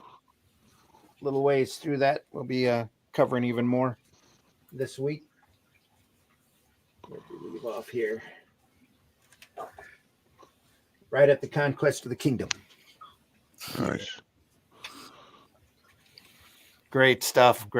That's Sunday Funnies, 9 a.m. We'll be there for that. Dudes in Your skinny unitards. legs on the top of that dragon. Guys in unitards wearing their banana hammocks. Yeah. Carrying Mostly swords. shirtless. Yes. Shirtless unitards. See you, Skip. This is all good. Style is all. Yep. All good. Skip says, have a good one. Have a good night, fellas. Peace You out. too. Wherever you're at, Skip, have a good rest of your day, good weekend. Before we go, folks, we want to let you know where you can find us. Max, tell folks where they can find you. Whoop. You can find me, as I There said you are. earlier, at atrocitypress.com. We got all our social media links up there for our groups and our Instagram and our Twitter and our Facebook group. And we've got all of our news that hits on the site a week before it hits social media.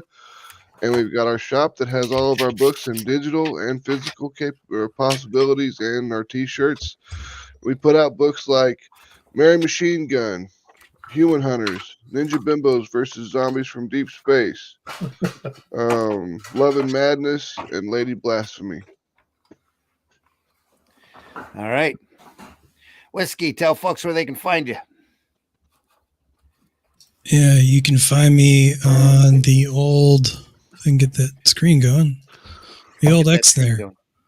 Bandit and Ricochet Art Studio. Just type that into to Google there, and something will pop up, and it's most likely me. You can send me a message. I do all kinds of 3D models and action figures and miniatures, and I make stuff. Just gonna throw some at you right now. And different miniatures. This is for my tabletop game in development called Banner Seed and Lance, about jousting knights and love letter of the medieval ages, and then some zombie commissions I worked for another game. Some cloth work as well. So master at cloth in the with 3D stuff. It's incredibly difficult to do, and not a lot of people actually can land it quite well. And this is a character that I'm working on reference art for an upcoming comic called Driftwood. Story about necromancers is actually tied in the same universe as the tabletop game, but during the Age of Sail, when the whole world has gone, completely flipped on its head, and different stuff that I've done over the years. All right. Nice. Russ, tell folks where they can find you. Whoop. Yeah, you can find me at There we are. here we go. You can find me at russleach.com. You can find out about all my books and all my stuff over there, and the latest work that we're doing, which is here we go, Nice. which is the Shadow Kingdom by Robert E. Howard. There's just a splash page there. We're producing that early next year. So if you want to find out more about that, you can sign up for the email list at russleach.com. Here's a piece of art I did yesterday on there. There you go. Oh, Your art is just so freaking awesome. So there you go. Thank you. There you go. This is another splash page from the end of the book. So here we go. There's another one here. Just got to amend this one. There you go. oh, look at that. Yeah, Yeah. that's nice. That's really nice. So all that's coming, and if you want to find out about that, or just be on the list so that we can inform you when the campaign starts in the new year, which will be on Fund My Comic, you can go to russleach.com and sign up. There you go. There you Don't are. worry about what's going on in the background. It's just things. Ignore the man behind the curtain. Yeah. Ignore the man behind the curtain. Well, didn't mean to remove you there, Glenn. Booted him out. I got removed years ago. Don't worry about it. Glenn, tell folks how they can find you. Yeah, you can find me here Fridays and Sundays on the Indie Comics Network. You can find me on fundmycomic.com, this is my latest cartoon book about Hatch. Tells you all about his origins, and there's lots of unpublished artwork in there that just go through the whole story. That's on Fund My Comic. You can find me on New Haven publishing.com. This is my book about Jack Kirby, my visit to see Jack Kirby in the late 80s, early 90s. That's on there. It's also on Amazon and Barnes & Noble. And speaking of Amazon, if you go over there, you'll be able to get Comics Unlimited, which is my magazine, with articles and artwork. And issue 14 is out next week with lots of good stuff in, lots of stuff about Doctor Who in it, 60th anniversary. But if you put my name in Google, something will come up. I don't know whether it'll be good or not, but go and have a look. There we are. You never know what you're going to find. That's Glenn with 2 N's and Fleming with 1 M. That's right, yeah. Look that up on Amazon. Take a look. All sorts of books up there. So, and folks, I've been your host, Randy Zimmerman. Deeply appreciate you being here. You can find my work, some of my work, over at aerocomics.store. Go over there and take a look. You'll find such books as Paragon. It's a great superhero story I wrote with artwork by J.R. Harris. Kind of my version of Superman in a modern age. HeroBot Zero, which is a book I wrote and drew and created. A little 3-foot tall giant robot coming soon to a convention near you, or near me, I should say. He fights large monsters, defends his city as long as he can do it on the clock and get hazard pay. So, plus Calico Ashard, which is a fantasy book that I really enjoy. Going to get back to hopefully in this next year, with artwork by C. Michael Lanning. It's got a talking cat, odd collecting elf, overly chauvinistic fairy barbarian, centaur, Amazon warrior, and an old wizened wizard who helps keep the team together. As they go Fairy through barbarian. their world. Yeah, chauvinistic fairy barbarian. Absolutely. They're the best. He's the best in toxic masculinity right there. All great. All a lot of fun. There's a lot there. There's a lot of other things over at aerocomics.store.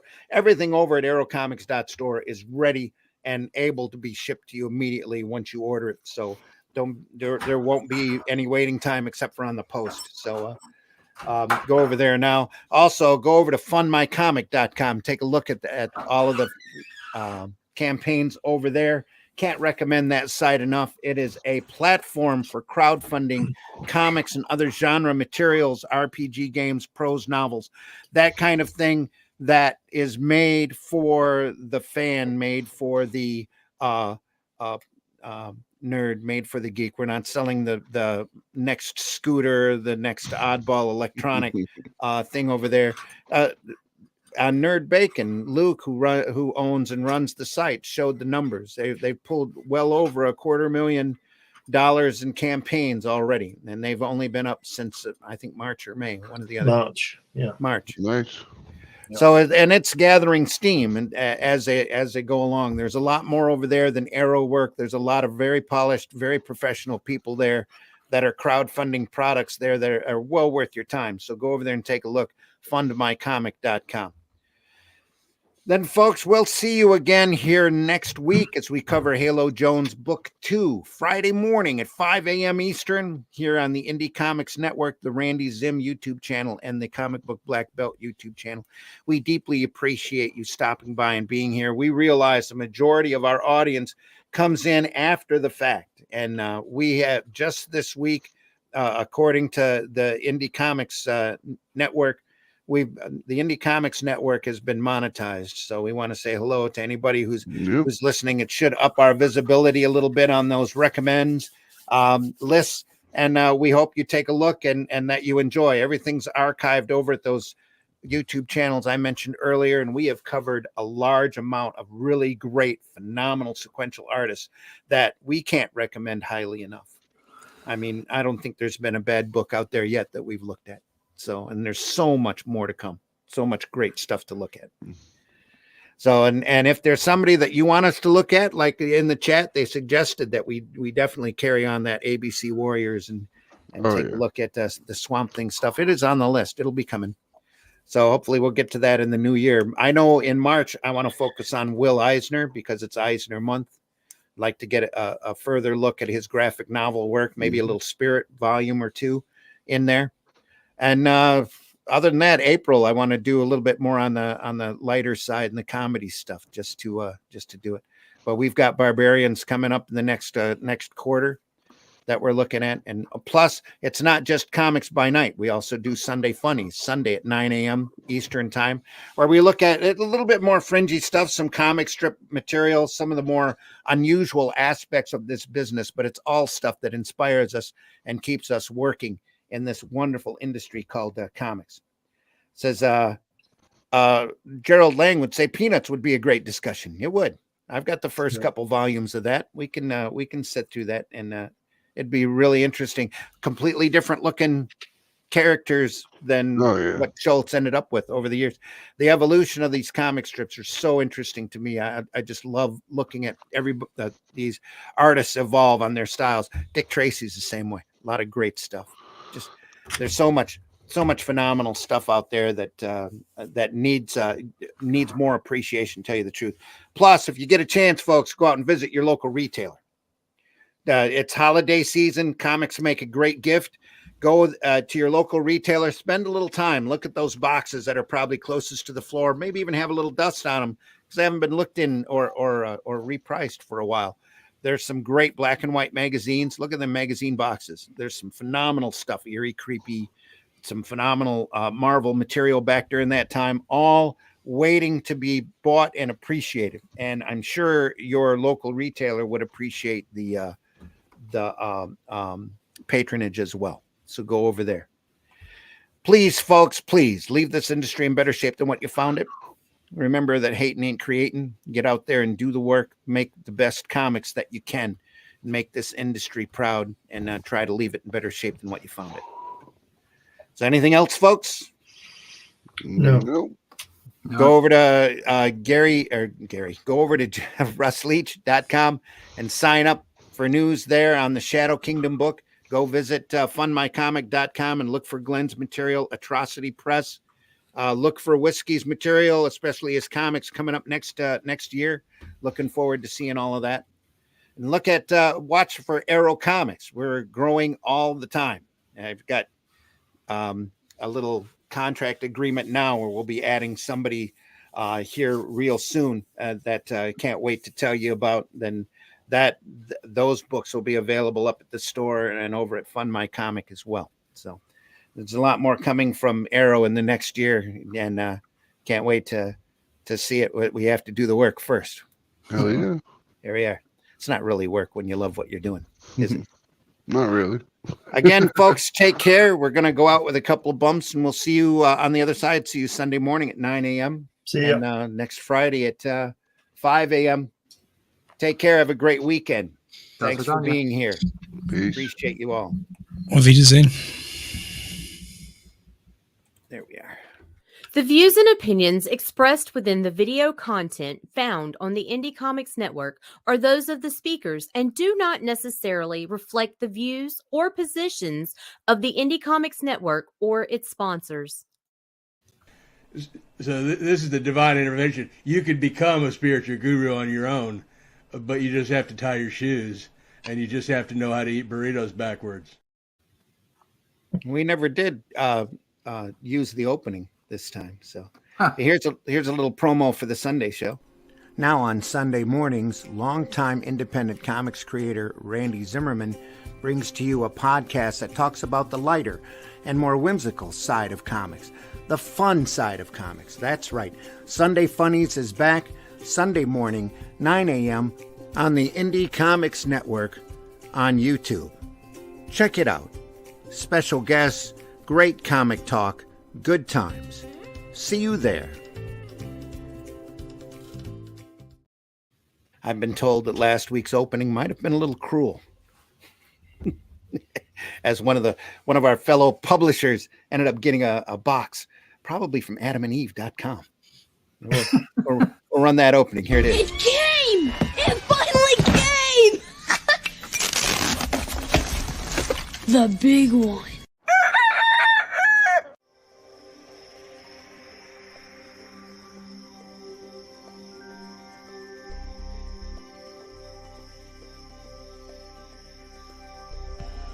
What was that? This is not a charade. We need total concentration. Now, once again, this time, with theory. Let's talk about buttered sausage. Talk about buttered sausage. Joke's on you, bitch. I love this shit. Take care, everybody. See ya.